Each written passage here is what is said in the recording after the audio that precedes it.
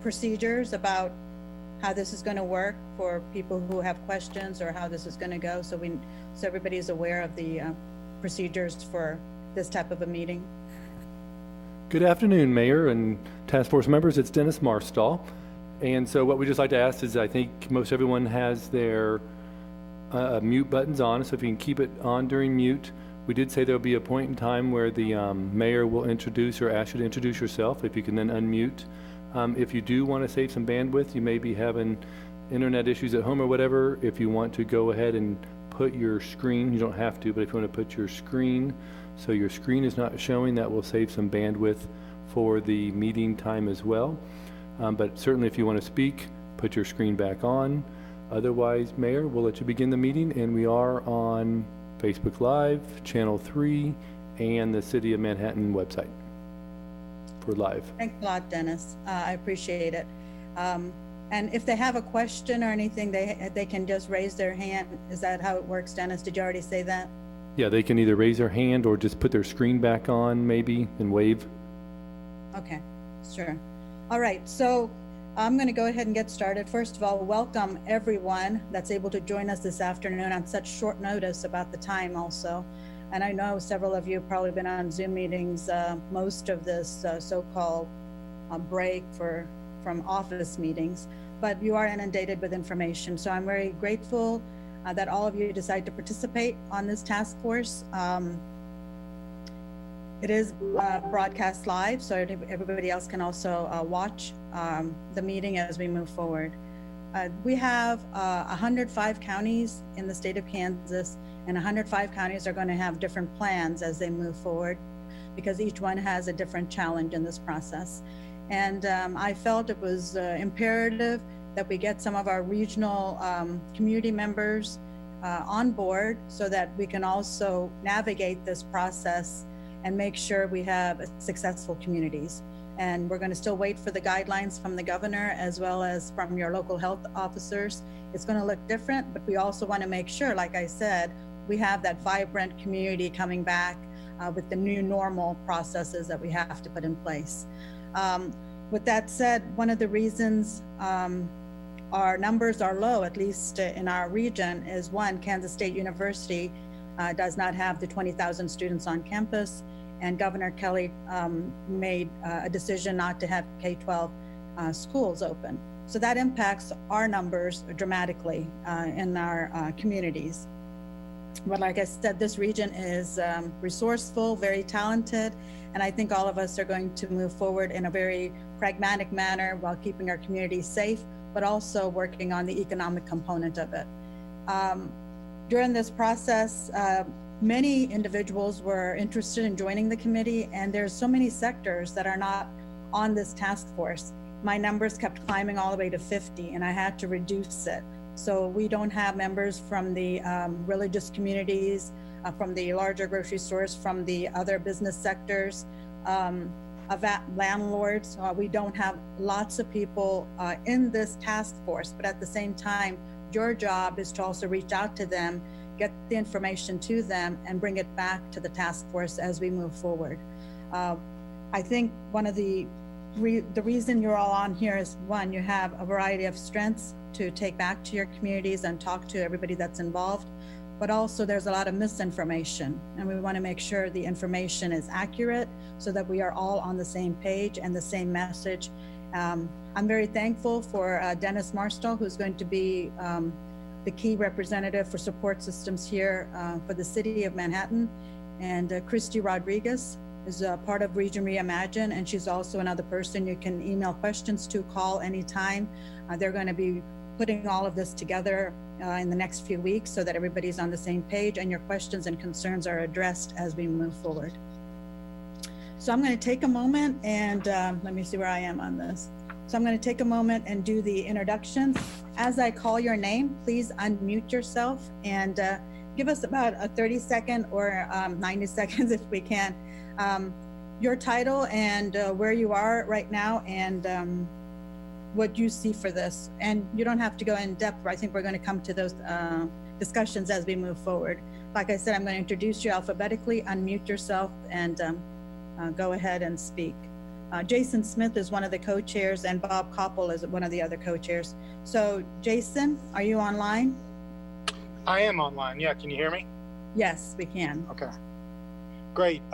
So I'm Jason Smith, and I'm the president and CEO of the Manhattan Area Chamber of Commerce, and I'll get a chance to make a couple of comments here in a minute.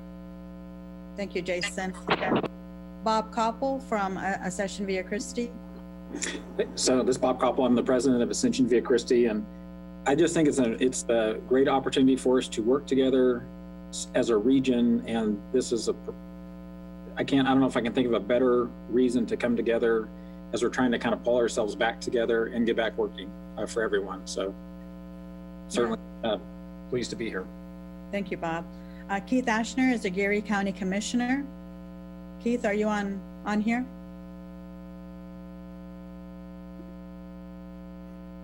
Yeah, I'm filling in for Commissioner Asher. I'm the Deputy Director for the Geary County Health Department. Okay, thank you.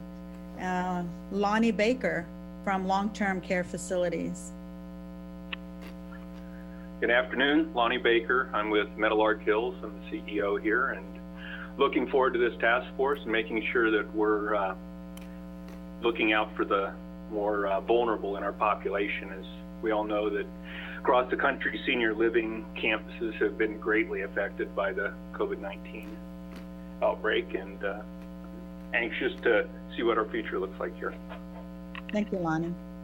Dennis Butler, or a representative from the Riley County Police Department. This is Rich Fink, Captain of the Patrol Division, here representing the Riley County Police Department. Director Butler should be joining us later. He's tied up right now, though. Thank you, Rich. Robin Cole from Pawnee Mental Health.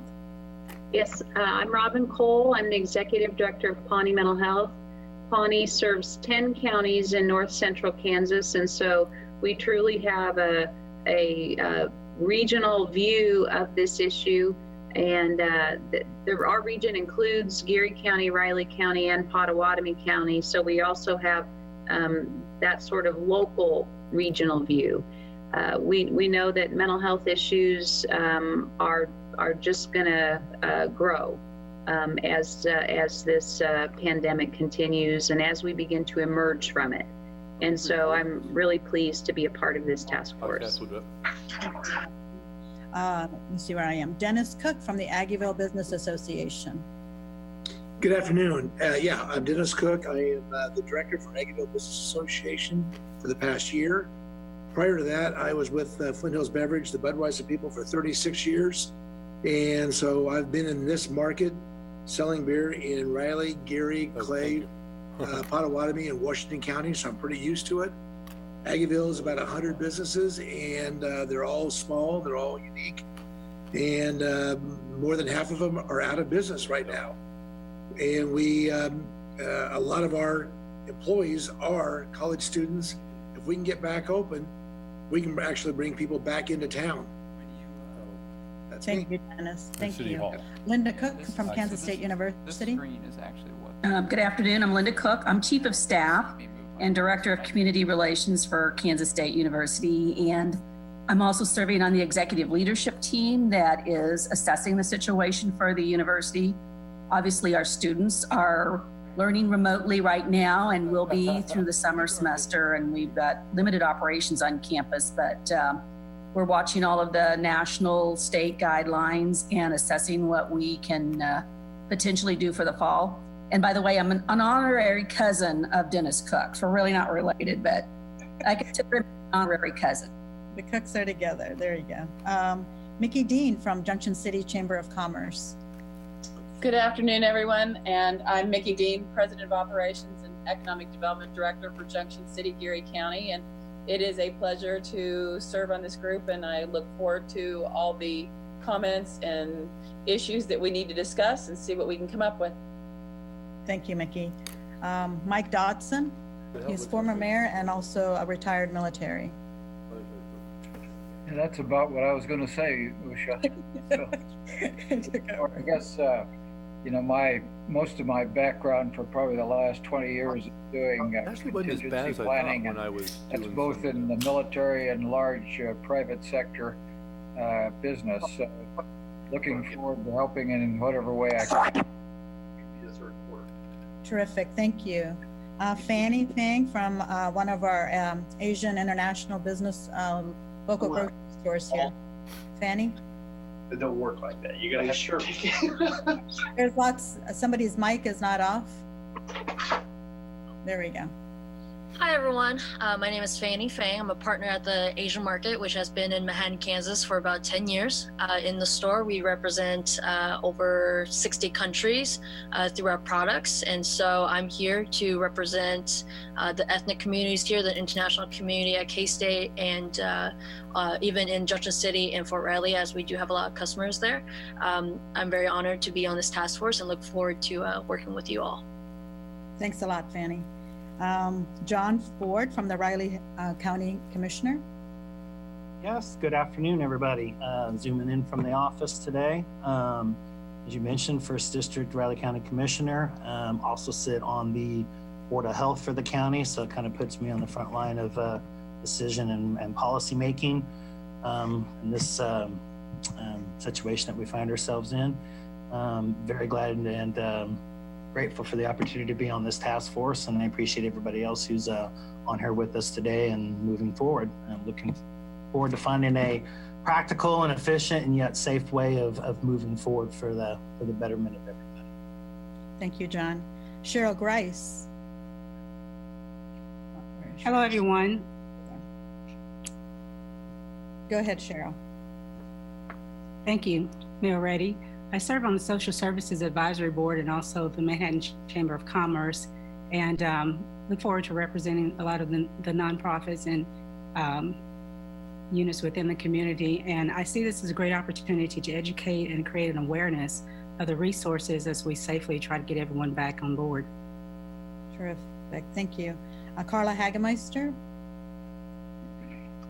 Hi, I'm Carla Hagemeister. I'm the current board president for USD 383 Manhattan Ogden School District, and I'm looking forward to working together as we talk about reopening Manhattan, and specifically as it pertains to our children and our families in Manhattan. We've obviously continued with our food service programs and meeting some student and family needs in that capacity, and thinking about what that looks like as we go into the summer and finish out our continuous learning school year, and then looking at what that looks like for our staff as well as our families and students. Thank you, Carla. Shiloh Hager. Hi, I'm Shiloh Hager. I am the Riley County Treasurer. I am currently here at the office. We've been working for the last about month and a half behind closed doors, trying to help as many customers as we can via email and phone calls, but I look forward to serving on this committee to see what we need to do to get everybody back up and running again. Thank you. Thank you, Shiloh. Karen Hibber. Good afternoon. I'm Karen Hibber. I'm the director of the Convention and Visitors Bureau for Manhattan. I'm working from my remote office at home. I really appreciate the opportunity to serve on this committee as we work together smartly, unfolding not only our respective communities, but our entire region, in which that we can, once again, welcome countless visitors to the area safely. Thank you. Is it Cara Hawley? Hey everyone, I'm Kara Hawley. Thank you so much for asking me to join the task force. There's a lot of new faces for me, so this is exciting. It's also nice that Wamego is included. I feel like Manhattan and Wamego are pretty much one anyway, so this is great. So I look forward to getting to know you all better and seeing how we can work together and what we can do for the good of our community. Thank you, Kara. Ed Callis. Good afternoon, I'm Ed Kalis. I'm the Health Educator and Accreditation Coordinator for the Riley County Health Department. And currently as far as COVID-19 goes, I'm helping with contact investigations. And I'm also in charge of the Q&A hotline. And that's become a very interesting prospect, especially with a variety of levels of government producing slightly different pieces of information. So I'm very interested to see how this group is going to jive with what comes out of the health officers and the EOC's plan, and how those two things are supposed to work together to have a consistent message. Yep, consistent message. That's what we're going for. Dr. Knob, Ryan Knob. Thank you, Mayor. Yeah, Ryan Knopp, one of the physician partners at Stone Creek Family Physicians, also one of the owners operators of our K-Stat urgent care business here in town. Also serve as a local medical director for Aledade, Kansas, which is a value-based accountable care organization that links together primary care physicians across the country, coast to coast, in our endeavor to promote high-quality value-based care in terms of national health care reform. And then lastly, sit on the executive committee of our Manhattan, Kansas clinical task force that's been up and running over the past couple months here since the onset of the pandemic. And today serve to be the voice for that particular task force in the setting of this task force. So happy to be here. Thank you, Ryan. Kelly Loeb. Kelly, you need to unmute. Yep, I did. Hi, everybody. Sorry. Kelly Laub. My husband and I co-own Little Apple Brewing Company here in town. So I guess I'm not going to speak for all restaurants, and bars, certainly here. But we are part of that, sector that we're going to be, part of, trying to get back open, safely. And so that's it. Thank you, Kelly. Dee McKee. Greetings. Dee McKee, Potawatomi County Chair of the Commission, and I also have Chad Kinsley sitting here with me, who is the County Administrator. We have been working with meetings either daily or bi-daily on the planning. Our committees have put together quite a few plans for what will be the future over here. We stretch all the way to St. Mary's, and there's at least 10 small towns in our county, each having some different issues, and hospitals, 3 of them. And so our conversation is, when we hear what you say, we'll have to go back to a lot of people who aren't participating if you call this regional. And we don't have the county health nurse with us right now. As you all know, they are the persons who actually call the shots by the fact that they are designated that in law. We are working on it. We're I guess pretty involved daily with what's going on. I'll have Chad say a few words so you might get to know him. What do you want me to say? I don't want you saying anything. You don't want I don't want to say anything. Hey, Chad. Say something. Introduce yourself. Chad Kinsley, County Administrator. As one of the other speakers said, I had 20-some years in the military. Now I'm landed here. Looking forward to see what the task force is about, I guess. I guess it's a little bit different than what I thought it was going to be concentrated on. Okay, thank you. Gina Scroggs. Hi all. I am Gina Scroggs, the Executive Director of Downtown Manhattan Incorporated, and DMI is comprised of over 300 businesses. Many of them, over 100 of them or more, are small businesses, and they have very unique offerings. We are in all levels of preparedness at this time. These are challenging times, but through a very hearty survey that I sent out over the weekend, this past weekend, I can tell you that nearly all of our businesses are eager to get back to work, but in doing so very safely.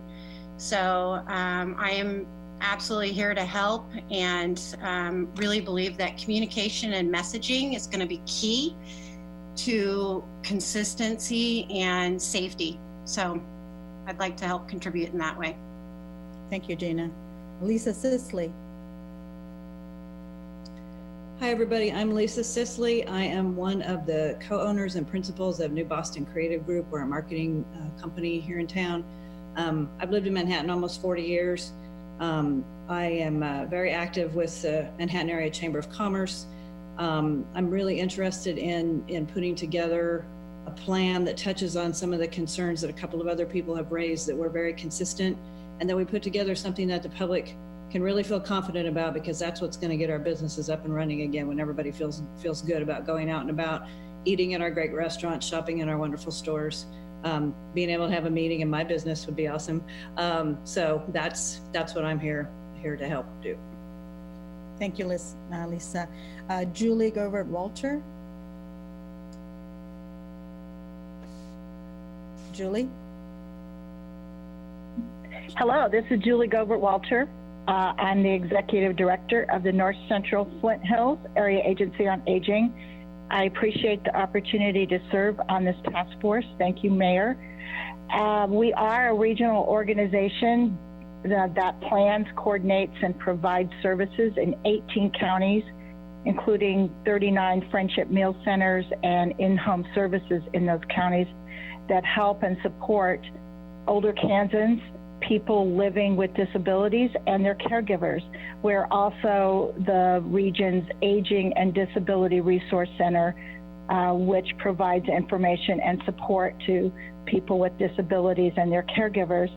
Our mission does include Riley, Geary, and Potawatomi counties, and I certainly look forward to the opportunity to work with the leaders on this very important group, on this very important mission. And my hope is that we can create a plan where we all speak with a united voice as we keep people safe and our economy as strong as we can during this very unprecedented time.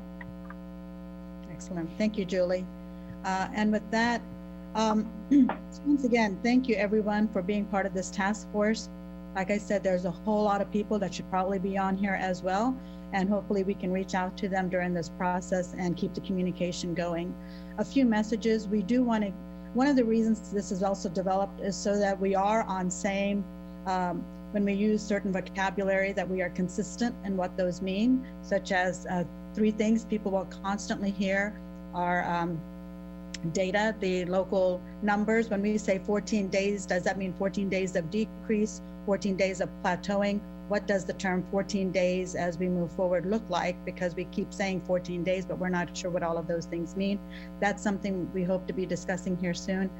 Testing, we talk about one of the parameters being testing. Do we mean testing for asymptomatic people, individuals that have symptoms? Where do you get testing? What does it mean when we are looking at testing?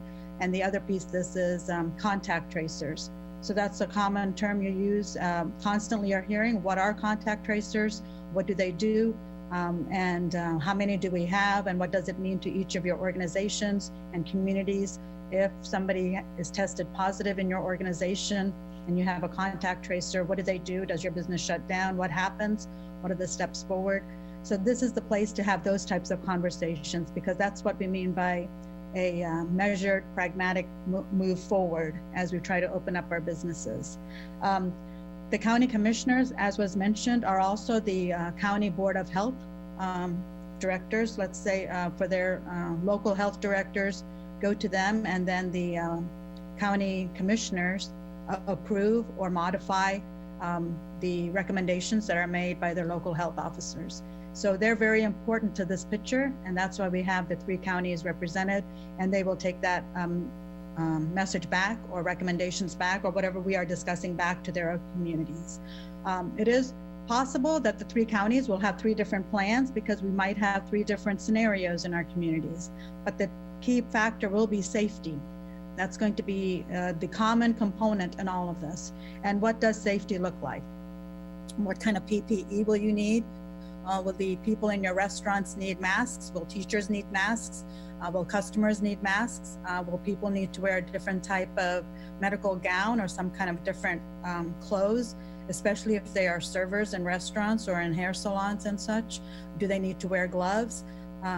So we want to make sure those type of safety factors we are also consistent on, because one of the things we need to be cognizant of as we move forward is to keep that spread of virus as low as possible and still be a successful business. And as a teacher, when I think about somebody giving me a new curriculum, which is what's going to be happening in these instances, you're going to give get new standards and guidelines and to understand them, and then to set yourself up for success. So we want to be here to make sure everybody's set up for success, health-wise as well as business-wise. And I think those are the key factors we're going to look into. The guidelines are going to come from Governor Kelly probably tomorrow, Thursday, and they're going to be looking different in each of our communities. And then the local health officers are also working on the guidelines. So we are not working against the local health officers. I think it's extremely important to follow the guidelines that are coming from all of these other government agencies and move forward as businesses open. All businesses are not going to open at the same level or at the same percentage, but we are going to work towards some kind of a new normal in our communities. The other piece to this is to make sure that we are creating a dialogue with the folks, like I said, that are not on this committee right now. So you reach out, take the information back to other community members, and make sure we bring back the concerns and questions that they might have, working with our chambers as well as our elected officials and members in the community. So with that said, I do want to go ahead and introduce our two co-chairs.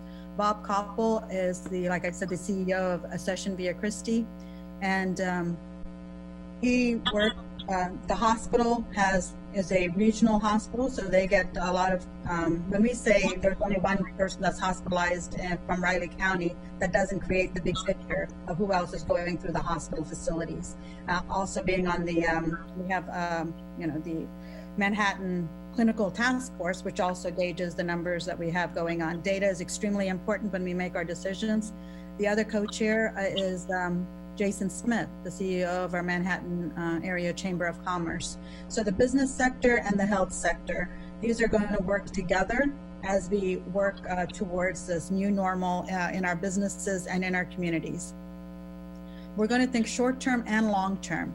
By that, what I mean is not just what's going to happen in the next week, which is short-term goals and our 2-week period, but also if the Wamego parade happens for July 4th, if Topeka has a Heartland Stampede, what does that mean to our community? If there are other parades and other festivals going on throughout summer, what does that mean for our community? How do we handle those things? Do we need sanitizers? Do we need handy wipes? What else do we need to make sure it's safe wherever people are going to go? And when we move transition, we're going to have people from outside, from other hotspots coming into our communities. How do we gauge that? Is your business going to have thermometers? Do you have to check temperatures? Those are some decisions that the private industry can make. National organizations are also giving guidelines for each of your professions. So if you belong to your professional organization, such as travel and tourism or hotels or small businesses, you might also be getting national guidelines to make sure you transition appropriately in this process. So all of that will be up for discussion. And right now I'll pass it on to Bob and Jason. Okay. Can everybody hear me okay? Mayor, can you hear me okay?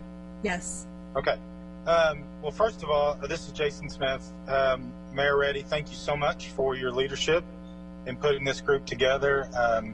Obviously, I think it's a great idea. We are anxious to start whatever the new normal is, and so we are happy to be part of that conversation. I'm also very honored that you would have selected me to co-chair this important group, and to the rest of the group, in my mind, that puts me in a position where I work for you all. So please let me know your thoughts, your suggestions, your commands. We just want to make sure that we're moving forward in a manner that everyone is pleased with. And so I appreciate that, and also appreciate the opportunity to work with Bob. He's obviously the brains of this duo, and so I'll be relying on him for his knowledge and expertise, and appreciate his willingness to do that as well. We thought, as we were thinking about this, that it was really important that this be a regional effort, and most of you know we are doing things regionally a lot more at the chamber than we have historically. But and the reason is commerce doesn't recognize city limits, and so while, as the mayor mentioned, there may be different rules for different places, as customers will go where they want to participate in that commerce. And so our citizens will, if there's something available in one community that's not available in another, they'll be looking to engage in that activity in that community. And so it's important as we move forward that even as those rules are different, that we're all communicating and we all understand what everybody is moving towards and what are those future plans and how they intend to implement those strategies. The other thing that and the mayor mentioned, we do have Christy Rodriguez from our team that's helping through this process, and she's a great resource and obviously is engaged quite a bit in the region as well. So with that, I am going to, one other thing I wanted to say.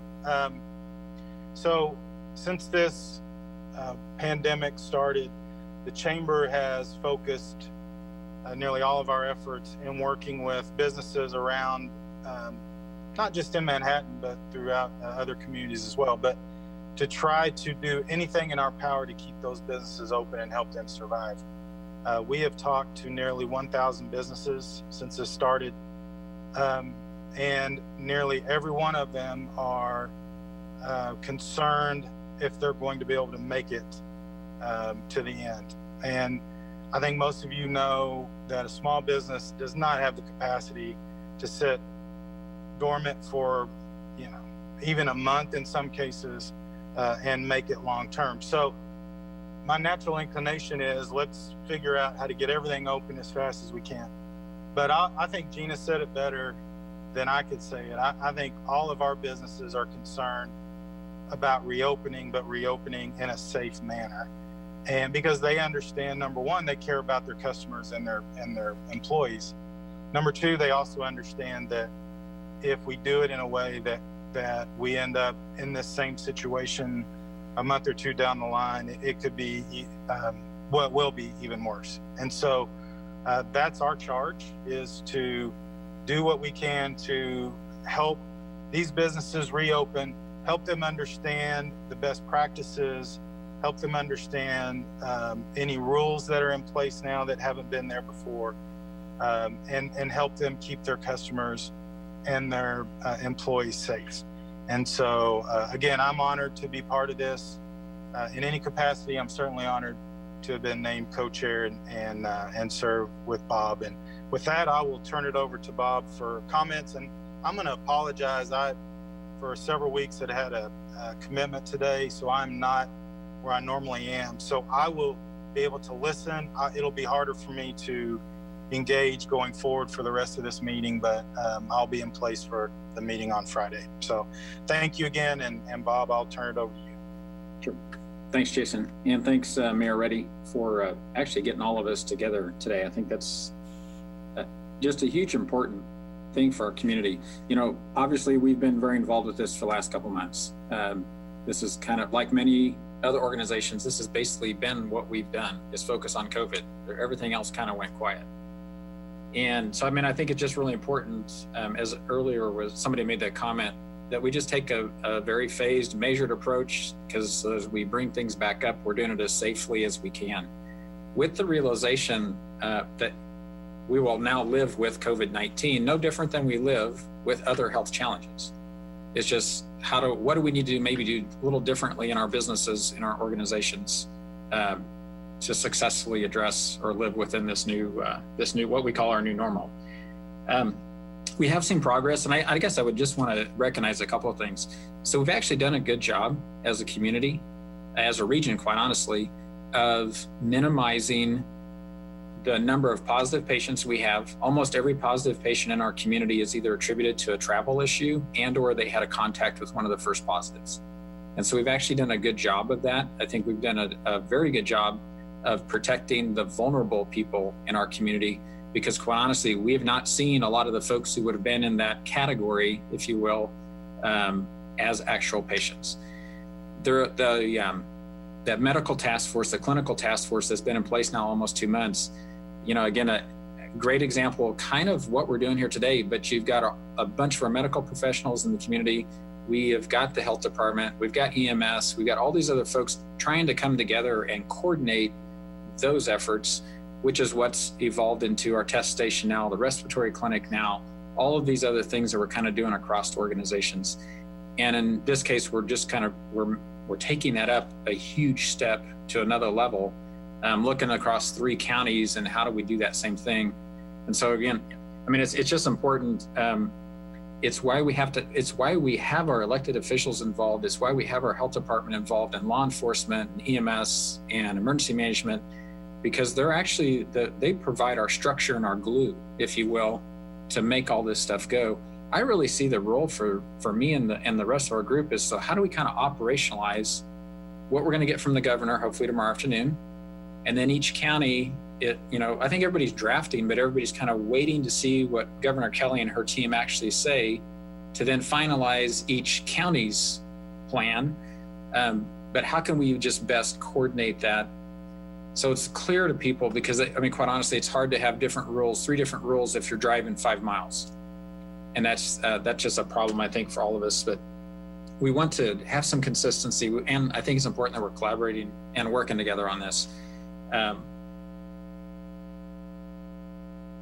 There's obviously a lot of things we got to talk about, and we've got to do it pretty quickly. That's why we're meeting again on Friday, and then we will be meeting in rapid pace, at least from Jason and my perspective, the next couple of weeks. I just think there's a lot to kind of get sorted out. And I think it's key that we hear from you guys. We're going to have an opportunity here in just a minute to actually get some input again from everybody. But how do we help you operationalize? What are resources that people need to help you be successful as a business, either reopening your doors or keeping them open, but doing it as safely as you can? And, I have that perspective from our healthcare organization, is that we are re-examining the way we do everything, because we have to. It's not a choice. And how do we use technology different? How do we sanitize differently? How do we do all of these things differently? But just how do we then, again, gross that up and do it consistently across our organization? So we're gonna ask Ron Fear to take us through just some level setting materials, but also to give everybody kind of an idea of current status, some of the current resources we already have. There's actually a lot being published right now from other communities, other counties, many of them other college towns, which I think is also a great perspective to have, but also to kind of level set. And then that gives us an opportunity, because we're about 45 minutes into our call today, to then kind of get into the meat of some of our next steps. So Ron, Ron Fear, if you don't know Ron, he's our city manager, has been with the city for over 20 years. And he's going to just take us through just a real short 5 or 6 slides, I think. Thank you, Bob. Good afternoon, everybody. I want to appreciate everybody being here.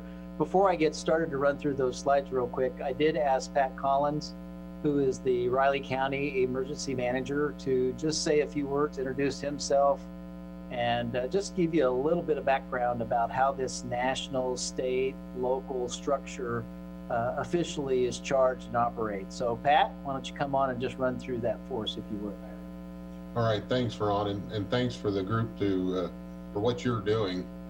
I've been asked to come in from the Emergency Operations Center and share that history that builds our system and our framework that we work under in the nation. Following 9/11, the president put out 2 guiding documents that we go by to this day. It's Homeland Security Presidential Directives 5 and 8. One is the adoption of the National Incident Management System and the National Response Framework. So that's what we operate under, and basically everybody in the United States works under that same framework, those same guidelines. And really it comes down to part of the National Incident Management System is the Incident Command System. And what the Incident Command System does, it's mandated for all emergency responders, any private organizations, tribal, state, federal, local, whatever, need to operate under that. So that's where locally we operate under the Incident Management System, and that's how we make decisions. So each state, each county adopted that. We have that built in. The Kansas regulations and statutes also say we have to have disaster plans. So the state has a disaster plan. They approve the county disaster plans, and because they're promulgated by the county commission and approved by the state, we follow those plans as we go along. And part of that plan is having the Emergency Operations Center.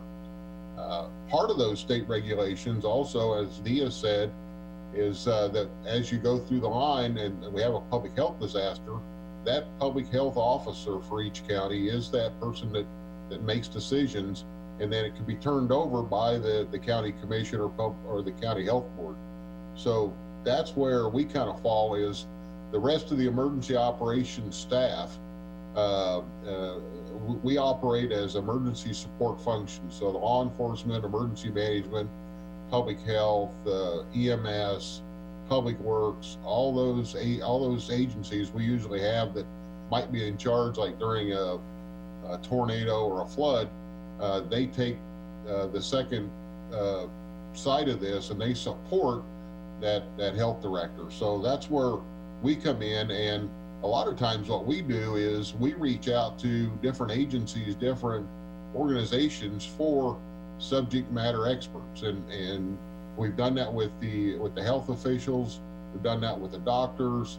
I know we're waiting on good information from this group, because I think this is an excellent group of subject matter experts to help that health director make her decisions based on what the governor allows and what we need to do in the community to keep people safe. So that's kind of where we're at right now, and just wanted to bring that up. Thanks, Pat. I appreciate it. My role in this with this group will be is to serve as a liaison to the command group in the Emergency Operations Center. So I appreciate the opportunity to work with you and serve you. If we could bring the slides up then and go ahead and advance to the next one. One of the things that I just wanted to talk about is that, kind of where we're at. And we mentioned waiting for the governor, and are you going to advance that slide?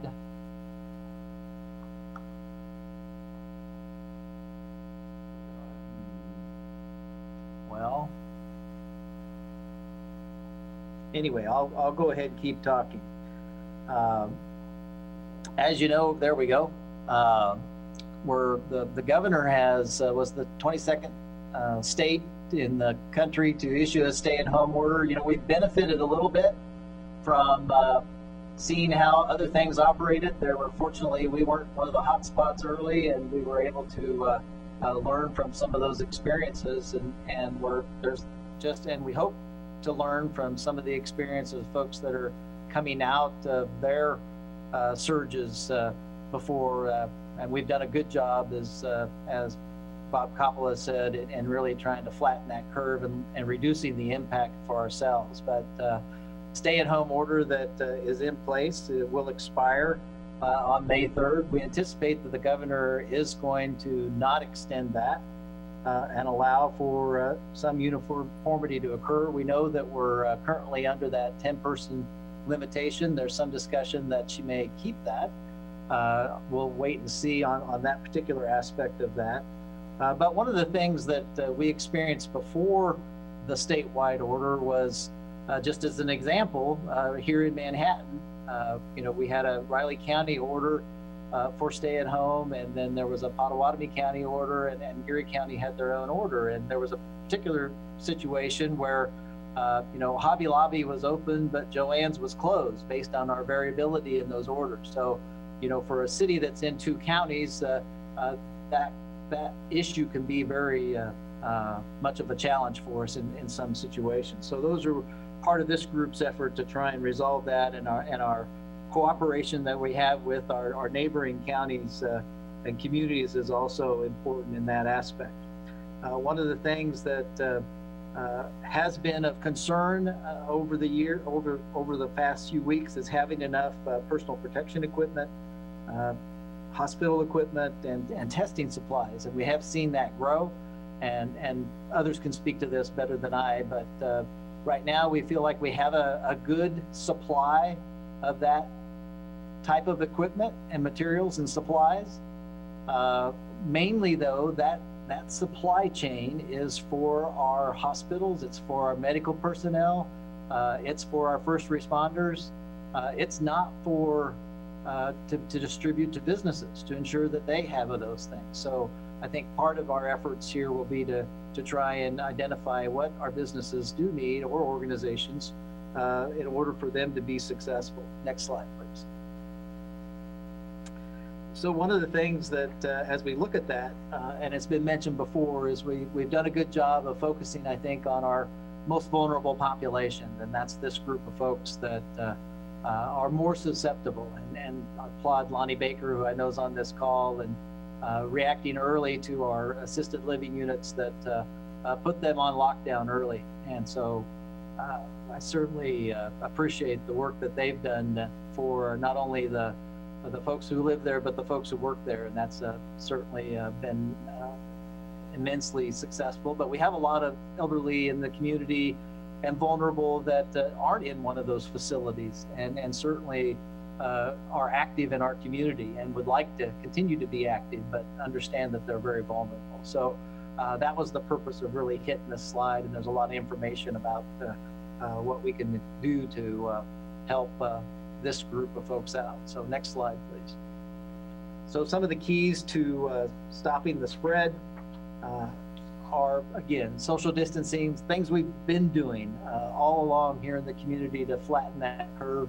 Those will continue to be important, and having, as I said, utilizing and having some of that personal protection equipment, not just for our folks that I mentioned, but also for folks that moving forward that can open up.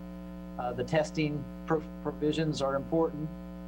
Again, reducing the number of people that are gathering, looking at occupancy limits, clean and sanitize often, and then shielding employees from customers in different ways. And if you've been to some of the exempt businesses in your community and in town, you've seen that in some places functioning better than others, but people are I think, adapting well. And so you've seen a little bit of that. And then folks that we know that folks, even that haven't had symptoms, that can spread the disease or the virus. And so getting folks to recognize if they have some symptoms, especially to stay at home.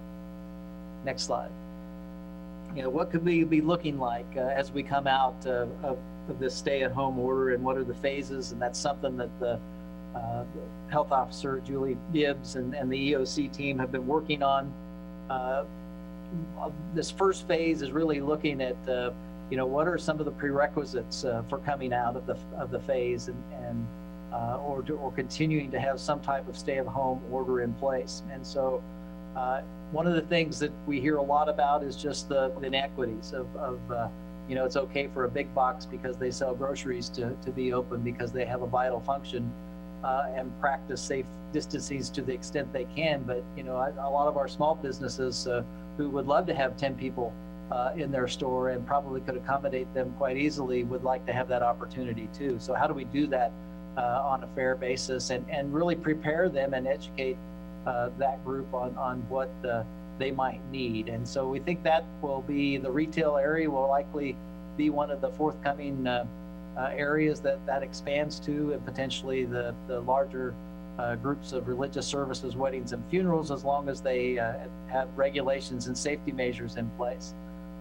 Then the next group has kind of been, if you followed different states, different other areas that have opened up, this next group has been in a different rotational area. Some have allowed for more of the individual contact, like hair salons, to have that one-on-one customer approach as long as they have that appropriate equipment, and then restaurants for inside seating. A lot of them are approaching that from a percentage of occupancy.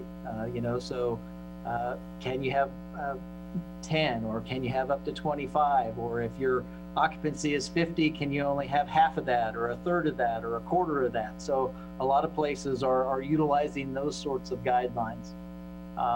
And then you get into the larger areas of fitness centers and movie theaters. And again, it gets back to those crowd sizes and how do you keep those together. So that's kind of the how we'll likely see some of those different groups opening up in stages and trying to slow that. And so obviously I know there's a lot of opinions about and suggestions for how that might look. Next slide, please. So I think one of the most important things that we can do is communicate with our own employees as well as our businesses and organizations and other entities to how can they be successful as we slowly turn on the faucet, not wrench open the fire hose. And so that's really, I think, one of the keys. And again, we plan to keep a lot of our people telecommuting, social distancing signs, tables in front of the register to ensure that social distancing, just different aspects, and having that information available. Again, sanitation is huge, not only in the facility, but personal hygiene is very important. And then keeping track of your employees, screening your employees, different aspects of that. You know, if you've only got 5 employees and you have someone that tests positives and they interacted with 3 of them, those folks are probably going to be quarantined for 14 days. And so part of that is assessing your own risk of reopening, and do you have the ability to be able to manage that? So those are all going to be components, I think, of things as we move forward. And then this last slide, again, one of the things we're benefiting from is some of the areas, peer areas that we look at have information that because they're a little ahead of us. Their states have opened up already. Colorado, Oklahoma, Missouri just announced plans this week for different things to open in all phases, and they're all a little different. You know, they're all handling their types of industry, whether it's retail, whether it's restaurants, whether it's gyms and fitness facilities, all of the offices. So all of those are important, and that slide was a reference to Larimer County or Fort Collins, where they have a nice checklist, and we've got a link there for you to show that. And those in parentheses numbers were just the number of checklist boxes that they have in each of those areas as an employer can focus on for that. Found similar information in Tennessee has a good document where they've really put out really good information for their businesses and their entities as they look at reopening. So with that, that's all I have for now. Again, I look forward to working with all of you and helping our communities to move forward.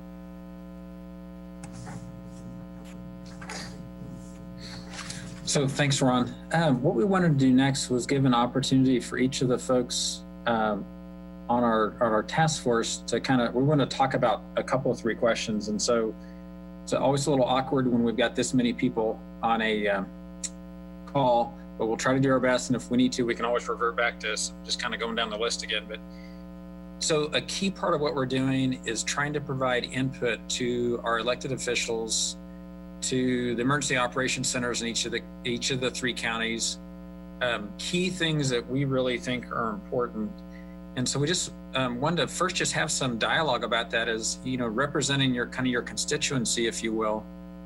What's that 1 or 2 key things that you would want to make sure we get communicated back to not only our elected officials, but also our health officers and the folks who are all trying to kind of interpret whatever it is we get tomorrow afternoon, and that's kind of still a question, to then what are we going to do here in Riley and Pott and Geary counties?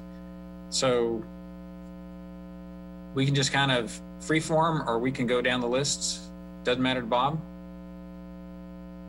Who wants to go first? I can go first. Thank you, Fanny. Yeah, of course. So some context of the Asian market. So we're a local grocery store that focuses on ethnic foods. And when the first case of COVID happened in Kansas, panic buying started. So it was we saw it everywhere, right? And it happened at our store too. Immediately, we put in immediately meaning a week after, we put in several different safety measures for both employees and customers. We had our employees wear face masks and gloves. Customers were eventually also required to wear face masks and to either have their hands sanitized or that they would have to wear gloves. And then, of course, we doubled down, tripled down on cleaning. We also limited the amount of people in our store to five guests. And with all this, we still had an employee who tested positive for COVID-19. So one thing I've learned about that is the fact that you can put in all these safety measures and they do help, but that your employees especially are still very susceptible to getting this disease. Since then, Mr. First mentioned this about if you're a small business and one person, if you're a small business and you have only 5 employees, if they come in contact with each other, your entire workforce can just be quarantined. And that's kind of what happened. We went from 9 employees to 3 overnight. Myself included, since I work, full time here, I had to quarantine myself. And so the last 2 weeks was pretty tough. And so that's definitely a concern for small businesses. I do think moving forward, so for the grocery store here, we've already purchased face shields. We're gonna have face shields, face masks, and the other safety precautions that we have. We're going to continue to do that as we think about reopening to the public next week. And so that's the other thing we did is that when COVID, the moment we found out that an employee tested positive for COVID-19, we immediately shut down. We shut the doors, and then we waited for the Riley County Health Department to come out with their statement, and then we released our own statement. And we have seen other businesses do something like that, such as there was I believe a gas station on Fort Riley that had a employee that tested positive, and they closed down for 14 days to disinfect, clean, and to also have employees self-quarantine. So with all that being said, I do think moving forward for not only for, major grocery chains, that face shields and face masks are required for both. So for face shields, I do think employees need that, even if there is that plexiglass that I believe Menards, Dillon's, and I also saw McDonald's drive-thru, that face shields need to be added. For customers, I do think that they should be required to wear face masks. And we are seeing major grocery chains doing that. So Fresh Market, which I believe is more of an East Coast grocery chain, they require both customers and employees to wear face masks. And Whole Foods recently, they are now requiring their employees to wear face shields on top of face masks. So I definitely do think that it would be very helpful for the city to help supply some of that PPE for small businesses and for other businesses as well. For us, the other new safety measure that we're going to put in place is hiring an independent cleaning company. Especially for grocery stores, all employees across the board for grocery workers are stretched very thin.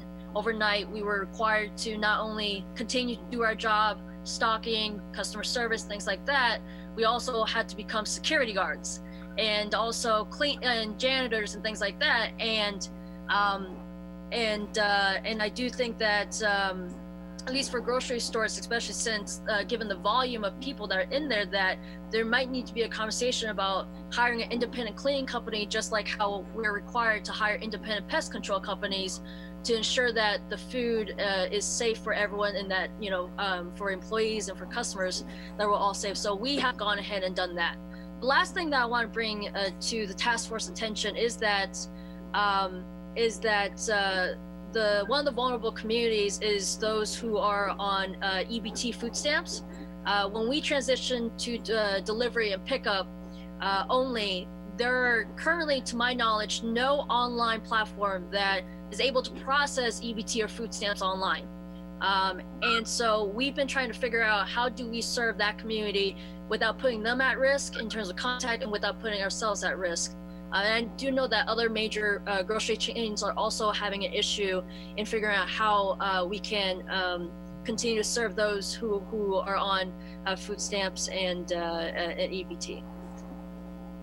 Okay. Thanks, Fanny. Other things that we need to make sure that we get communicated to our leaders. Bob, one thing that I'm concerned about, I'm a communications person, and you know, there are two major groups that are going to need to have very clear, direct, consistent guidance, and that's our businesses and then our consumers. So how are these two groups of people going to be required to behave, and what will they need to do? And you know, we have a lot of different groups and a lot of different constituencies here in our region working on these questions. And I guess my concern is that this messaging, this guidance needs to be one voice. There needs to be one set of, in my opinion, there needs to be one set of rules, guidelines, standards, criteria for behavior, whatever, for each of these two groups, so that it's consistent and we have half a chance of getting some adherence. Because if there's too much confusion and lack of consistency, then it's going to be really difficult for us to enforce a good standard of behavior.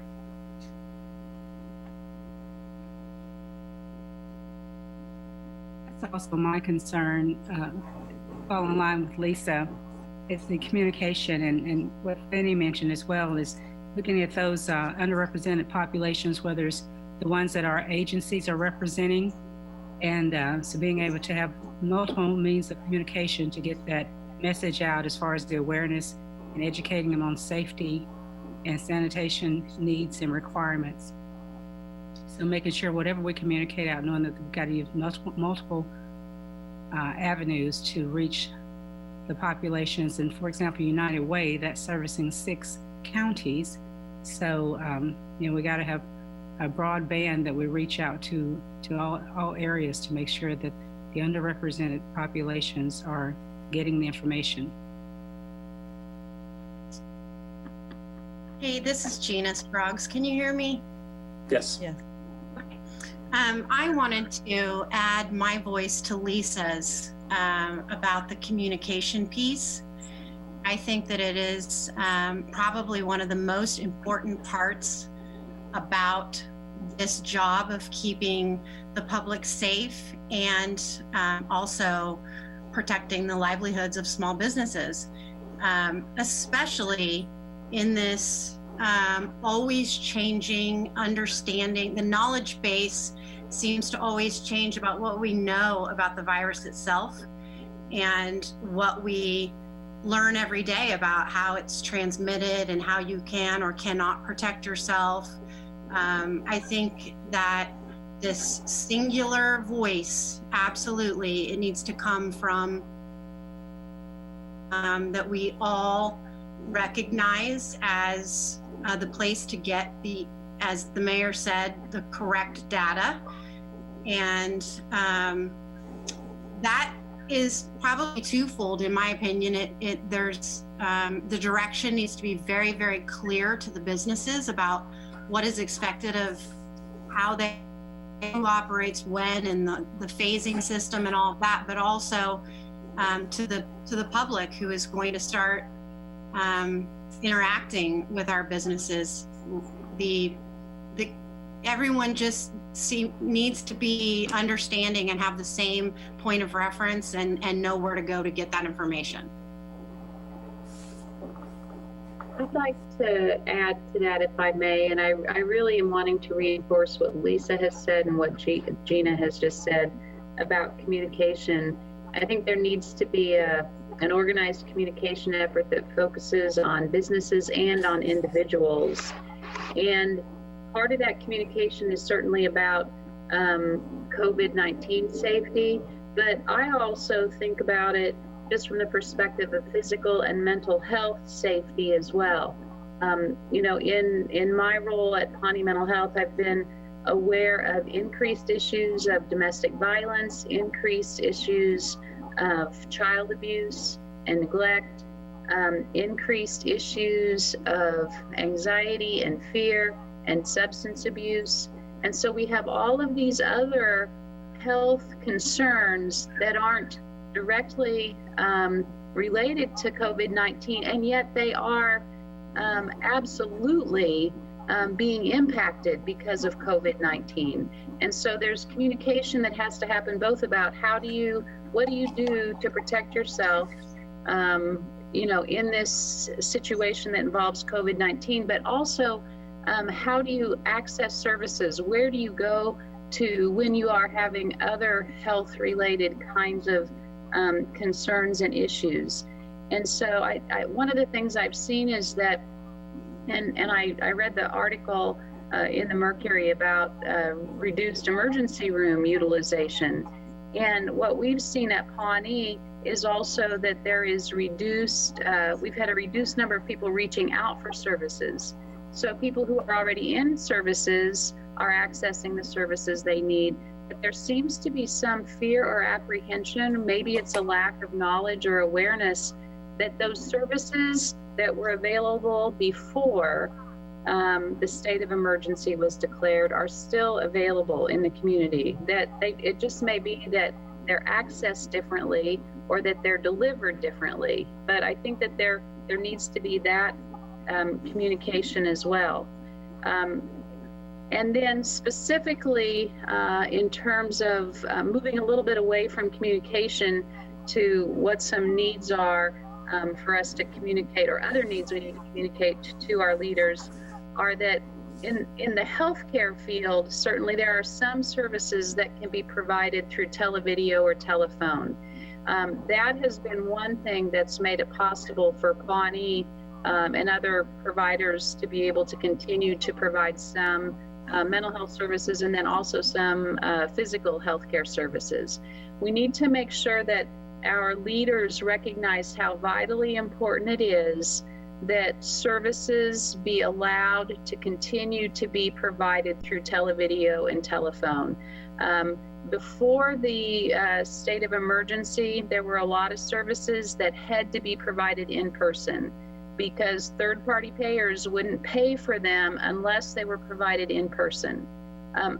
Within the context of the state of emergency, there has been a loosening of some of those regulations, and so it's allowed providers to provide services through televideo and telephone that they couldn't provide before. It's absolutely essential, and I think a very important part of our recovery, that those permissions not be shut down too soon, but that they have an extended tail to them so that healthcare providers can continue to provide those services remotely to people who are afraid to leave their homes, and to people who need to continue to have access to services. And then, of course, the whole issue of PPE. I think that all of us are going to need to have access to PPE in order for us to really get things moving in the direction that they need to go as we try to recover from this. Thank you. This is Linda, K-State. And I think an area, and I certainly agree that the strong, consistent communications is critical, and being consistent across the region, and consistency in how it's enforced, between whether it's the consumers or the businesses or the universities or other large entities or events that take place in the community. One thing, that we're university, and again, safety is our number one priority, the safety for our faculty, staff, and students, safety for the community as we start to bring students back into the community. And they're going to be coming in from many different locations. So they're coming into the community. They're not here right now. And as we've studied the many different guidelines that are out there, the CDC guidelines, the White House guidelines, there are two things in there that are critical as you move into this safe, measured, phased approach of reopening your communities. and your businesses. And part of it is, one is testing capabilities. And we're doing testing now, but we're doing it with a lot of stay-at-home guidelines. So one of the concerns we have, and we want to make sure is addressed, will we get enough, and not just a sufficient supply, but will we get enough testing materials? Testing will be a key piece that we need to do on the university. And then as you test, and if the numbers start to go in the wrong direction, that you have the capability to handle those quarantines. But first of all, you have to have the testing. And I know there's a number of different types of tests that you can do. But are we putting measures or steps in place to get that testing to this community, particularly since we're a university town and we have the potential to bring a lot of outside people into the community in the fall. So that is one critical area for us, is the testing. We are in our own lab in BRI able to test, so we could do some testing of faculty, staff, and students, but getting the testing materials is another concern, because that isn't necessarily there. And the other is that contact tracking and making sure that we're consistent and that we have enough people to do that contact tracking, and that we're sharing that information with the health officials and working hand in glove with the health officials, whether it be at the local or state level, so that we can start to move through these phases, go back in the phases if we start to see a little bit of trouble, and to keep this from being a situation where we overstress our own healthcare and create a more difficult situation for the community, because we've done an outstanding job so far. And we want to make sure we do that with a measured approach. So those two things are what, in addition to what I've been hearing, would be critical, is that making sure we do get enough of the testing materials in here as we start to open things up, and that we've got the plan in place for all the contact tracking. This is Mike Dodson. I appreciate what you just said, Linda. I'd like to talk about process just a minute. What the governor is going to say tomorrow is very important, and particularly from our ability to control. For example, if she lifts the executive order, what does that mean in terms of authorities down at the county level and our ability to execute? What I'm hopeful she says is, hold what you've got until you hear from your county. That would be most favorable to us. And if she says something like, if your county is in a position where you've had this flattening or a downturn over the past 14 days, will we be able to tell everybody that that's in fact what we have? And then, as Linda said, what about the availability of test kits and our testing strategy and the general availability of all the things that we know about, such as masks and gloves and disinfecting kits and so on? And then it'd be helpful, if we have the medical community headed by Julie to tell us what the criteria, at least for phase 1, might be, which is the criteria for social separation, the use of these masks and gloves and so on by our employees and our customers, the crowd limits, and then the density of people. And we basically have then to ask the businesses, how are you going to meet the criteria that the medical people have recommended that we have? And we can have, at least in phase 1, some kind of a test length. Maybe let's say it's 14 days before you begin to change. That gives you a chance to figure out what phase 2 may look like. And we've got some differences. I mean, there's a lot of commonalities between some of our businesses in relation to how the customer and the employees interact. In some cases, you have close contact, like it's been mentioned with barbers and beauticians. In others, you've got areas where you have items that are commonly touched. For example, the grocery baskets, the equipment in gyms, and so on. I know in the military, you can imagine trying to train a large unit and what might happen if there is already contamination.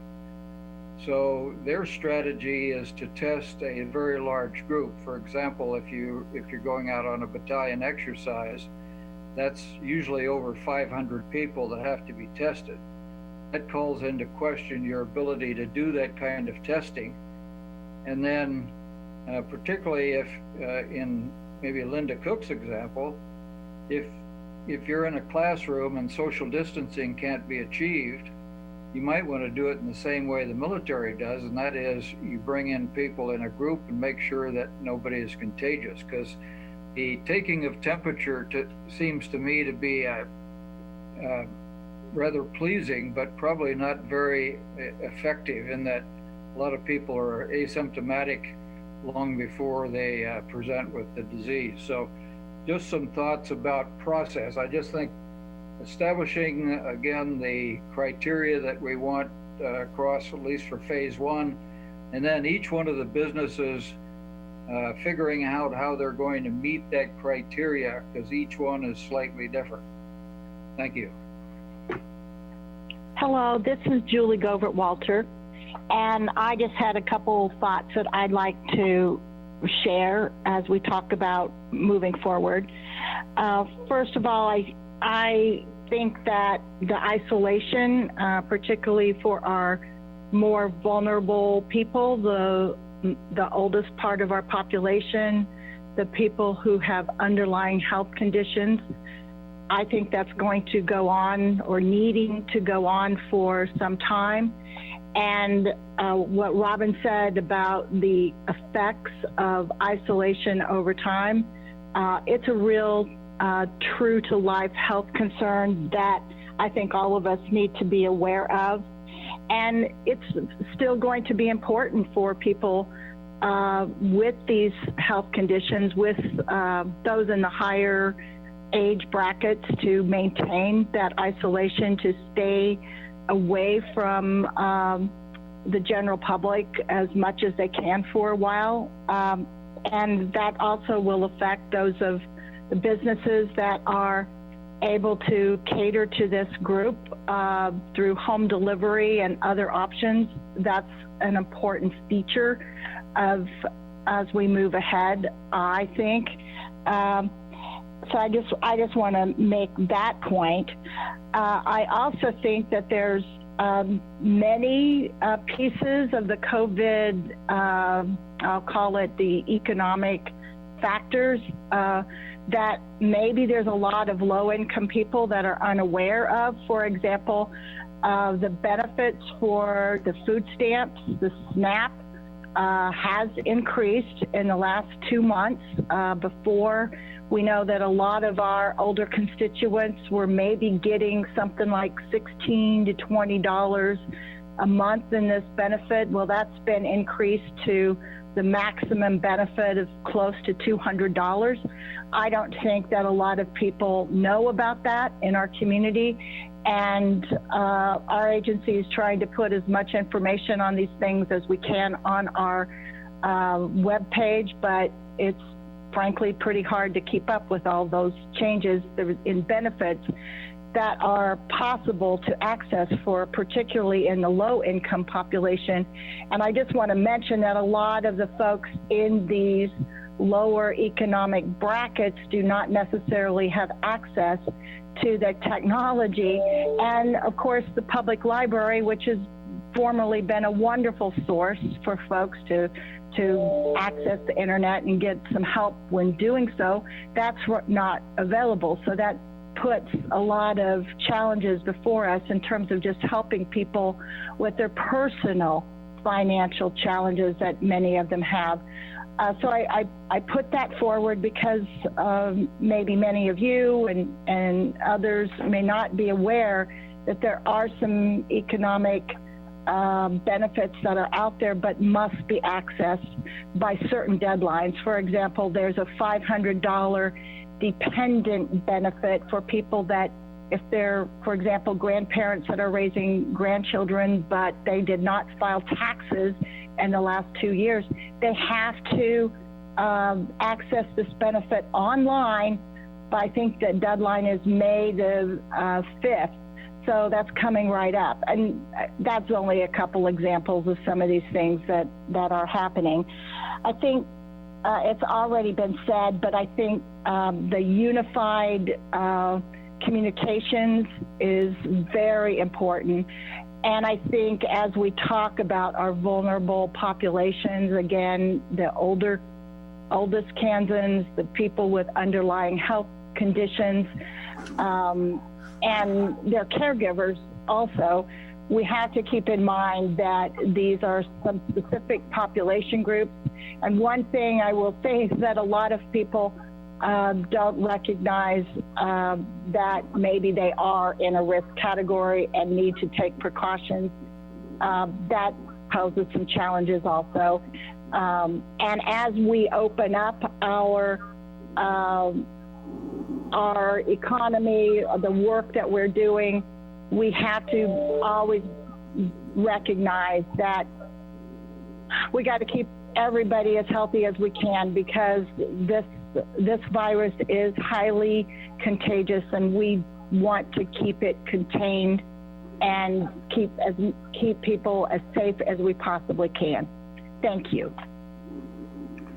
Hey, this is Carla Hagemeister, and one thing that Yusha said at the very beginning of this that I think is key as well is that it's a pragmatic plan. I think that whatever it is that we communicate as a group has to be something that is achievable.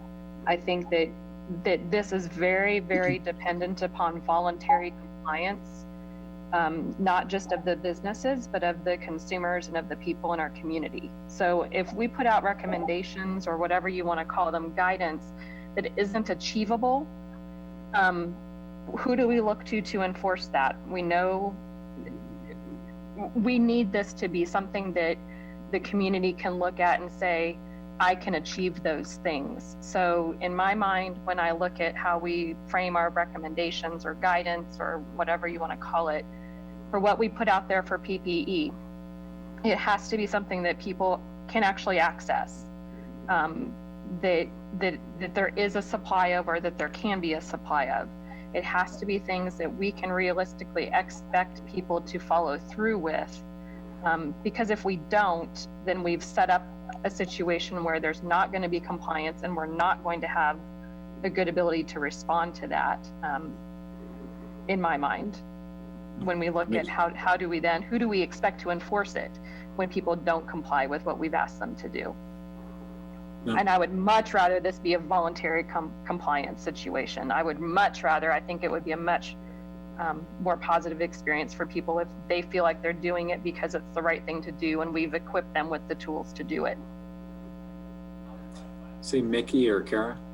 Yeah, I just like actually, if Dee knows the answer to this, when Carla is talking about the PPE availability, do we know if there are county monies that pay for PPE for people in our county to have access to the personal protection equipment that they need? Dee, do you know that? The county is receiving equipment through the state, I believe. The volume is based on availability.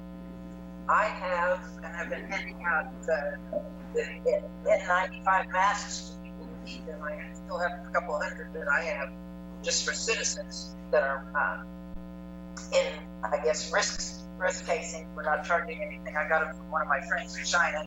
And beyond that, the volume of how many will be available is flexible. We don't always know. Chad, you got any more on that one? Both, basically, we're talking masks, and if somebody else, we were just talking about plexiglass covers in locations where people come in for individuals, but getting a glass wrap mask or a full suit of protection is not probably going to happen for a lot of people, if that's what you do. Bob, this is Mickey Dean. Yeah. And I don't mean to sound like a commercial, but when we're talking PPEs, we have gotten this information out in our community, in our cities, in our county. We do have a local manufacturer that has certified N95 masks and gloves that can be purchased. They usually take about a week to get in, but we have used them quite a bit now for some of our local industries and our local companies. So there is a company in our region that can purchase those and could sell those, you know, if a county wanted to purchase some, or if an organization wanted to purchase them. And I think they come packed in boxes of 200 or 500, but don't count that as gospel until I find out for sure. Wait, I can also take you back to a place where can order them, and I think they run about the surgical masks on the order thing that I have is about $3.50 a mask. If you need to know, contact me and we can send that if anybody wants to check it. Yeah, and I just real quick interjection, not to get in the weeds, but the PPE is also really, it's important that you have the right stuff. So for example, an N95 mask actually needs to be fit tested before it's going to do you any good. And there's these have a metal strip. I mean, it's just people really need to understand all that. Dennis, were you going to say something? Yes, thank you. I guess I'm a little confused on this. You know, I appreciate everybody's concerns and all that stuff, but I'm assuming that after the governor makes her statement, we're already going to have a health guideline. You know, I would assume that this group is tasked with an economic recovery, getting people back into the business. And that's where I think we need to be focused. I know Shawnee County is kind of shown a 5 phases. And I would believe that next week we could jump all the way to phase 3, which is open all businesses. And what we should be talking about is just the guardrails for those businesses. If it's hair salons, or if it's restaurants, if it's bars, I think we ought to be talking about how does it fit, and how do we get them open? You know, and of course, I'm concerned about where we are short term, where we are long term, but economic recovery is really vital to this town. You know, I represent a lot of small businesses who have been out of business for 6 weeks. We need to get them back into business, or they just may fail completely. So I would think, you know, that ought to be, you know, and I know we all need to be concerned about the health side of it, but I'm assuming that that Julie Gibbs and the health department, you know, guys like you, Bob, you guys are going to be really watching that. We should be thinking about how do I get all these businesses back in business? Well, and if I just might say, Dennis, that is the reason I asked the question about the PPE is if it's just a need for PPE for businesses to get back open and running, then I want them to have access to that. No, I think, and that's why I asked the question. Right. No, and I take that as a very positive direction for us.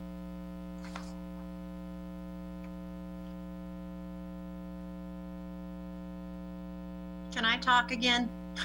Sure, Gina. Yes, Dennis. Yes, 1,000 times yes to what Dennis said. I would even like to go so far as to maybe recommend. Jason Smith said earlier that he would listen with open ears to any suggestions. So I have just one, and I would like to suggest that maybe we take this group and break us down into smaller committees charged with specific tasks. I know that's been really successful in other cities, other countries even. I've been doing a lot of research on it, and I just feel like we might be able to get more accomplished. We all have several shared common goals, but we also have different interests and different expertise. So maybe we could break this group down into smaller committees and report back on things that we've come up with. Just a suggestion, and I promise to be quiet. Bob, this is Mickey again. Hey, Mickey. And taking off of the young lady that just commented, I just started thinking too, you know, we're 3 different counties and 3 different, you know, different communities. The governor's going to come down with her suggestions tomorrow. I think to kind of build on what the young lady just said a moment ago is breaking down into smaller groups. I almost think it's worthwhile that each of our communities, the leaderships in those, come up with what is our task to do, what are we wanting as a community. Then we bring everybody back together and say, what are the commonalities and how do we work together as a region on the commonalities? Because even though we are a region, each one of these communities does have, meaning each county and its cities, does have a little different flavor from the other. So maybe that might, some molding of what the young lady just ahead of me said, and maybe this.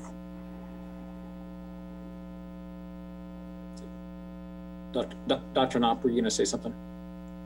Yeah, I might chime in briefly here. You know, I think the thing that some might find of interest, and I see a lot of friends across the call today, is, you know, our perspective from the healthcare side and medical clinical task force is, yes, obviously we're hardwired to be in tune with public health and safety, but of course you've got to remember the vast majority of us are absolutely small business owners who are sitting here asking, how in the heck am I going to keep my clinic open beyond the next 4 weeks when the small business loan runs out? You know, in other words, we see this from both angles. We also see this from the knowing that the social determinants of health absolutely, you know, are having a ripple effect with the economic devastation. I think we're at the point of understanding that when you're faced with a tough choice, a lot of times that middle ground approach between two extremes is where you find a lot of truth and common sense logic. So in other words, between the extreme of staying locked down and stay at home forever and opening up everything fully yesterday, a very cautious, thoughtful, collaborative approach moving forward where we say, yep, we are at that juncture in time where we need to reopen. We need to just have a very black and white, and as has been spoken to by numerous individuals today, a thoughtful process that spells out the expectations with a unified message for business owners and for the general public. And I would echo some of what's been said today. For example, I'm going to lift up Fannie Fang and some of the things she said about, boy, their model and what they've done in their business could be lifted up as a shining star, because what I would say about the messaging to businesses are, if you go back to that slide that City Manager Ron Fair showed earlier about stopping the spread and what can businesses do, I think the medical community would say we would encourage everything on that list. If you only pick and choose 2 or 3 things out of 8, this will not go well for all of us from a public health standpoint. So taking those very common sense guidelines, saying, okay, you need to employ every tool in the toolkit to make this project work in the long term. So I think those resources, we should be able to have a clear and unified message on for businesses. From the general public standpoint, I understand that gets a little more challenging. And to Carla's point about what can and can't be mandated and what's voluntary, to former Mayor Dodson's point about process, you know, we totally are in tune from the medical standpoint and want to make this, you know, a well thought out, regimented process. I think what I've learned through this journey is that our local health officials, so Julie Gibbs, our local public health officer, and David Adams and the whole EOC Unified Command Center, actually do a really good job on listening to all invested parties and taking feedback and then navigating that middle ground that I alluded to earlier that tries to simultaneously achieve the goals of public health. We know that as we reopen, we're going to see a spike, right? That will happen, guaranteed. To what extent that spike happens and when it happens will be largely based on how wisely we move forward and the choices we make. But I do trust them to navigate the road forward and listen to all of our advice. And so to my friend Dennis Cook's point, I would say, absolutely, as a small business owner, I concur with the idea of getting things opened as quickly as we can, but with a tincture again of a well thought out process and safety. And we think that needs to basically happen in some phases and stages so we can at least glean the impact of those choices. So that it all doesn't, really what that means is so that, yes, we've flattened the curve so far. We don't want to create a new spike, you know, in June and July that becomes unmanageable. If we can move forward with that goal for everybody in a thoughtful process, I think that can be done. And again, we all acknowledge that the ultimate decision will come down through Julie and those in that position. But I do think this group is going to be helpful to give feedback in that way. And by the way, we as medical providers are happy. You know, we want to be on the same message with Julie and her team, and we are. We are happy to answer questions for local businesses directly by phone call, a Zoom roundtable. You know, any service we can offer, we're happy to provide that to folks. Mayor Reddy, did you have something to add? You got to come off mute. Yeah, hearing my own voice here. So, you know, before we come to a conclusion, I just want to say a few words. First of all, I do want to hear from Shiloh. The reason I have her on here is because for Riley County anyway, she sees how the property taxes are coming in, and May 10th is the deadline for those. So I don't know if there's going to be a phased in process payment plan for property taxes. When we talk about the economy, what do you see, Shiloh, at least from the Riley County perspective?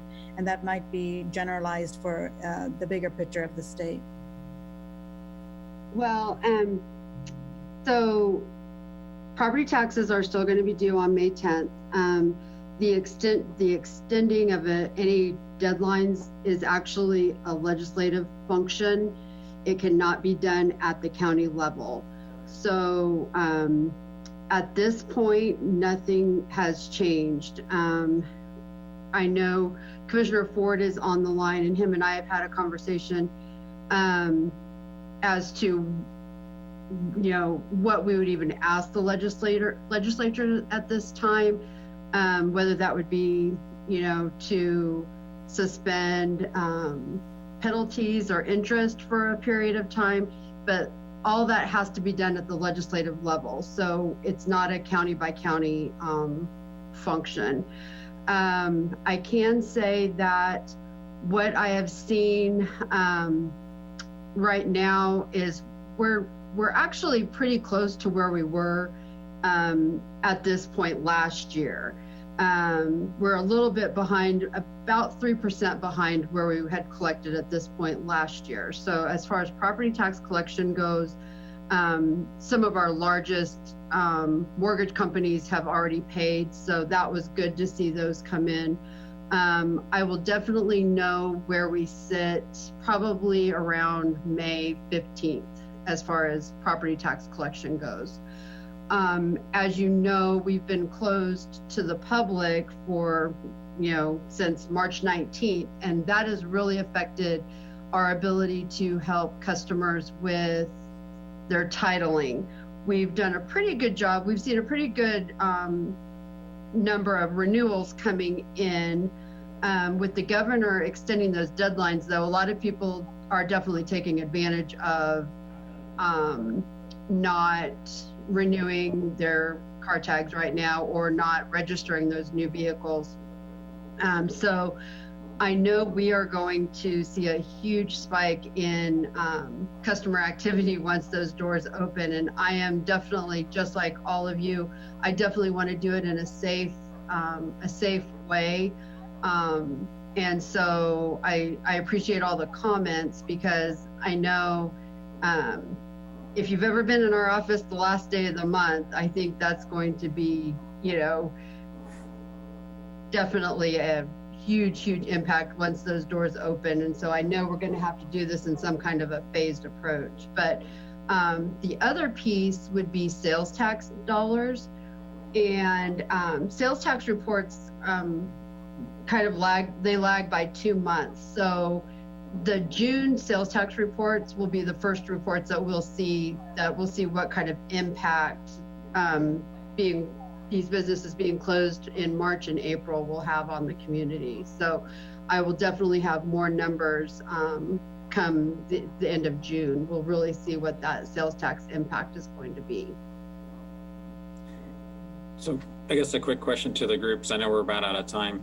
So we actually have Dee and John, and we've got a rep from Geary County here.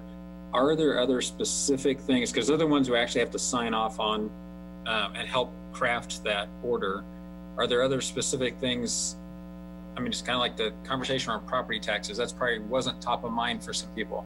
Are there other things like that that we need to get on kind of the discussion list for them?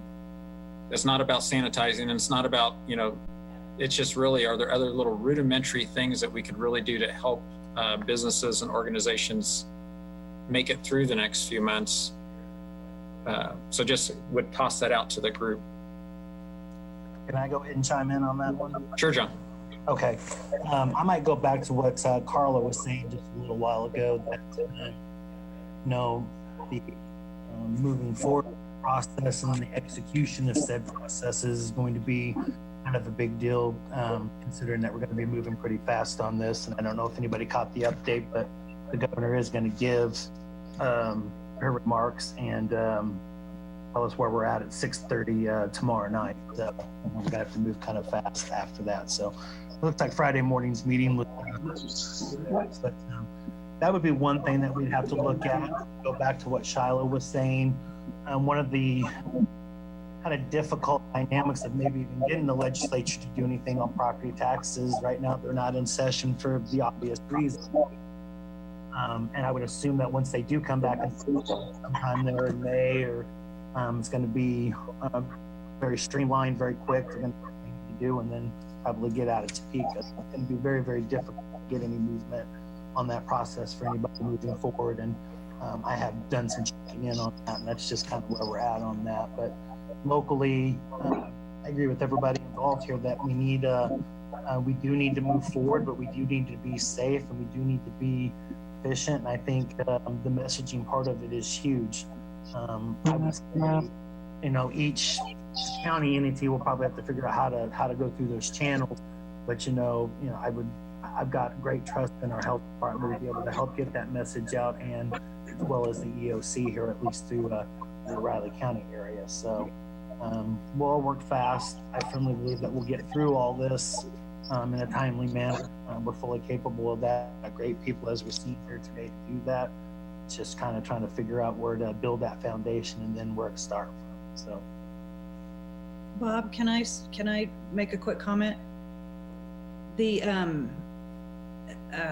a month or so ago, I've lost track of time, but the Manhattan City Commission authorized the Manhattan Area Chamber of Commerce to distribute $500,000 in emergency stopgap funding for businesses. This is not limited to businesses that are members of the Manhattan Area Chamber of Commerce. These are Manhattan businesses. There's still money in that fund. The executive committee of the chamber is turning around those requests incredibly fast. So I just want to say that if there are some small businesses out there that need a little help, a few $1,000, and there are other types of aid for larger businesses, if you have any interest in this at all, you need to call the chamber and have a conversation. The team there has been incredibly responsive, and if you know, like I say, there's still money there, and so it is there to be used. The chamber's done a great job with it, and people need to reach out and take advantage of that if it can help them keep the doors open. This is Dee. I wanted to just add, I guess maybe it's future thinking on some of the issues that are coming, but our county's been working on Highway 24 development, and currently in the last 2 months we received a Davis-Bacon wage increase, almost triple what we budgeted. And we've been working with Congressman Marshall and trying to get a hold of the people to ask them to delay those increases, because we actually budgeted this project 2 years ago. At this point, our county is paying almost 50% of the cost of a state highway to do this, and under a budget lid, we cannot recreate or redevelop the funds that we commit to this. There's been several other things that the state has made us do that has never been in history a responsibility of counties. And it becomes very difficult on counties to respond to both the flood and this particular issue, not knowing the cost under a tax lid, under a time when we can't necessarily get together to do an election to move any kind of increase or special project forward. So our county may be, and Riley County, these three counties may be more flexible than most in the state, but it's going to hurt across the state for the failure of the legislators to see them as players in trying to do this right now. They seem to be like they're non-essential services, but how this plays out, on top of that, the dark store appraisal that eventually will come back if we lose the cases and make every taxing entity repay what they have been overtaxed plus 8% interest. Those are pieces out there that I want the group to understand. There's some reason for citizens to want those things to be handled appropriately rather than expecting that the local people are going to pick it up and the state doesn't have any impact from it. Complicated, but important. That's enough for now.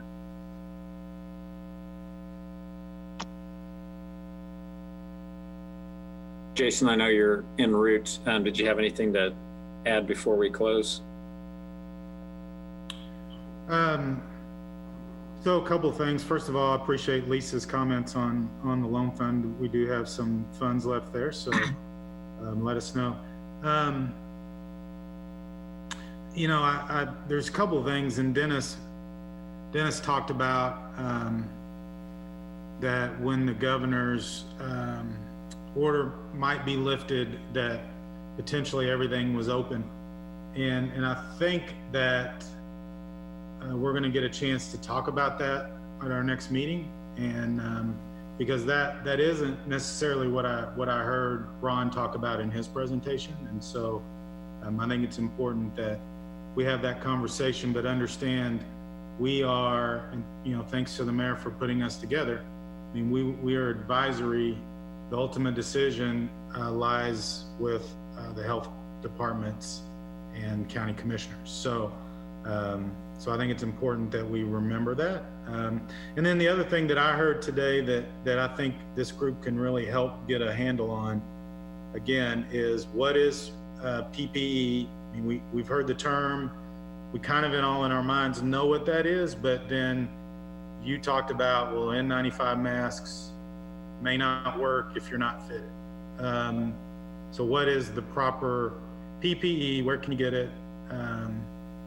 And is there a way collectively that and it's whether it's the chamber or another group can work with particularly businesses, but then also individuals to be able to order that? Because I think I heard somebody say a box was 200 to 500, and some businesses may not need that much. So what can we do to help facilitate that? So what is PPE, and where can we get it? And then what are the other rules that may be in place if it's the protective shields? You know, Fanny did a great job on that, but how do you install those, and who can do that? I mean, I think those are all questions. If we can help facilitate those answers, particularly for the smaller businesses, that would be really helpful. So a lot of work. So Bob, I just want to say, first of all, I appreciate everybody being on board with the task force. I think giving recommendations to our county commissioners as they make decisions is a small component of what this organization or this group is set up to do. The other piece is the implementation. We are going to work with whatever guidelines that come from Governor Kelly, as well as our local health officers. The implementation phase is when like I said, as a teacher, you want to set your students up for success. We want to set our businesses up for success. So even if you take all of the precautions, which are face masks, the guards, 6 feet distancing, reducing your business to 25%, even if you have one individual who has contracted or is tested positive, you know some of your businesses that are very small might need to shut down for 14 days. And that's what we're trying to prevent, is that shutdown for 14 days. And that's why these precautions are so important. As city officials, we have to make budget decisions all the time. But at the same time, I understand if we don't do the public health piece of it, our businesses are going to open and then shut down just as fast. And we don't want that to happen. And the recommendations we're going to follow. The other piece is the implementation phase, and that's where all of us come in. The other piece is I heard about subcommittees. Anytime we want to form subcommittees, those are going to be open to the public as well, because now this is a public meeting like this, and any other groups that fall off of this that are subcommittees that go out of this group are also going to be open to public. So one of the things that you're tasked to do is to go back to your individual communities and talk about what we need to bring back for Friday and future meetings. We're going to have a lot of these meetings. But with that, I will leave it up to Bob and just thank everybody that's on board right now. Well, thanks everybody for being on the call today. So what we've got planned for right now, we didn't know exactly when the governor was going to be sharing her plan tomorrow. Now it sounds like it's going to be 6:30 evening. So we've planned for an 11 o'clock call Friday morning, because our thought is the health departments is going to take them some time to kind of finalize what they will do once they see what the governor said. So it gives us kind of another opportunity to kind of help shape that, and also to just have some, I think they're going to have questions for us, because they need, back to something Pat Collins said, they're actually looking to us to be the input for some of this. So we're going to plan for that. There'll be another appointment come out from some of the city staff. In the meantime, if you've got some thoughts, if you can send them to either Dennis Marshall, Assistant City Manager, or to Christy Rodriguez with Region Reimagine, they'll kind of coalesce that and make sure we've got something kind of put together. So you can't be like Bob and have a bright idea at 10:45 and have your assistant throw it in. We need to do a little more pre-planning, but we'd like to have that call on Friday. And then kind of once we get a better feel, quite honestly, of what the governor is proposing, and we'll have some preliminary feedback by then from each of the 3 health officers, then we'll kind of chart our course from there. I think, what Usha said is actually really key. We have to do the kind of figure out what the rules, guardrails are going to be, but then it's like, how do we help people actually live within the guardrails and implement things over the next, not just the next 2 weeks, but I think we all foresee this going on for the next few months. So how would we best do that and be of assistance to our local leaders and our local business people? So I think we are at time, unless anybody has something bright and cheerful to say. Okay, well, we will see you Friday at 11. And on your agenda, I think it said April 30th. April 30th is actually tomorrow. So Friday is May 1, just to clarify that. And it is going to be on Friday, May 1st at 11 a.m. Thanks. Thank you all. Thanks.